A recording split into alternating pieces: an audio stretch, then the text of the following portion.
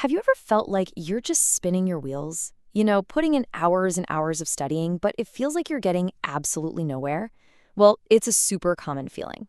In this explainer, we're going to break down how you can study smarter, not harder, to get way better results with a whole lot less stress. Let's dive in. This right here, this is the core idea for everything we're about to talk about. It's a huge mindset shift.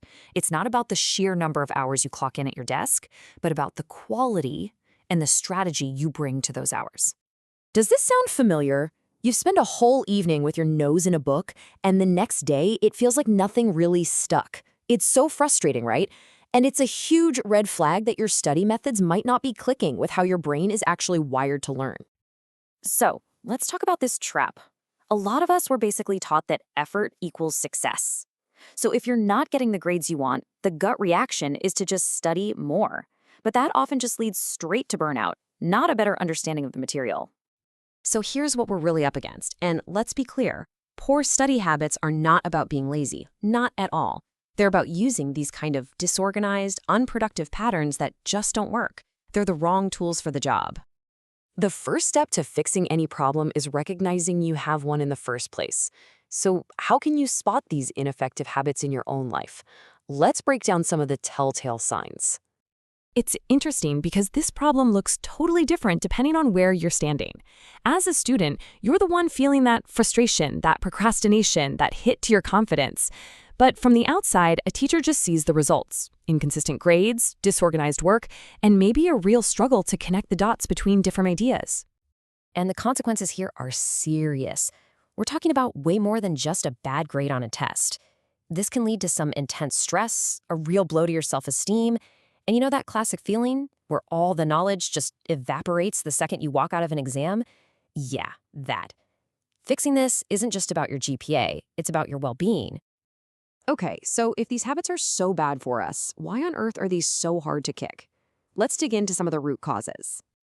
This chart really shows just how complex this is. It's never just one thing. It's a mix of psychological factors like a fear of failure, environmental stuff like just not having a quiet place to work, social pressures, and even cognitive things like just being plain exhausted. All right, we've defined the problem, we've looked at the symptoms, we get the causes. Now for the most important part, the solutions. Think of this next section as your own personal toolkit for building a much, much better way to learn.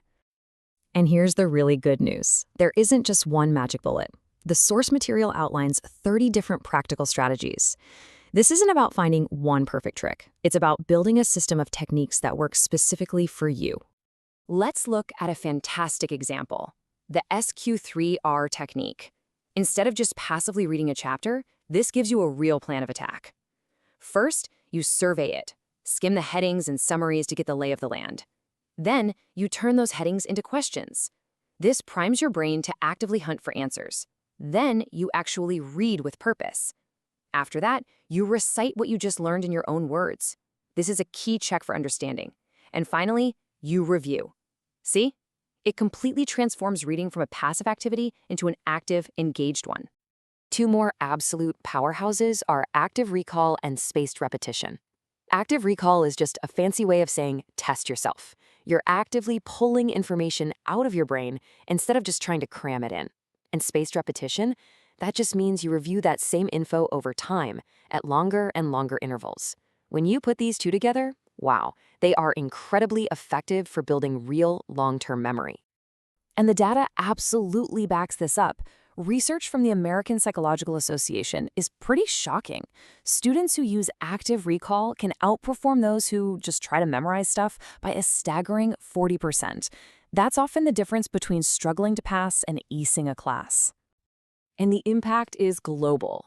UNESCO found that basic stuff like study planning and self-regulation can improve academic success by 25% across the world. It just proves that strategy, not just brute force effort, is the real key. And you know, studying smarter isn't just about the techniques you use at your desk. It's about your whole lifestyle. Things like creating a space with no distractions, getting 7 to 8 hours of sleep, eating well, and actually taking breaks. These aren't luxuries. They are absolutely essential parts of learning effectively. So, how do you put all of this together into a real plan? how do you actually start the journey of becoming a smart learner, like today? Let's look at a super practical tool. A simple planner like this can be a game changer. It forces you to decide not just what you're going to study, but how you're going to study it. Are you going to use active recall, the SQ3R method? Just the simple act of tracking your approach is the first step to improving it. If you take one single thing away from all of this, let it be this right here. Shift your focus away from the clock. Stop measuring your effort by how long you sat in a chair. Start measuring it by what you actually understand and can remember. It's all about productivity, not just duration. And I want to leave you with this final question to really chew on.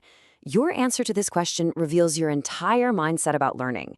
Because when your goal shifts from just scraping by on a test to truly, deeply understanding the material, studying smarter becomes the only way that makes sense.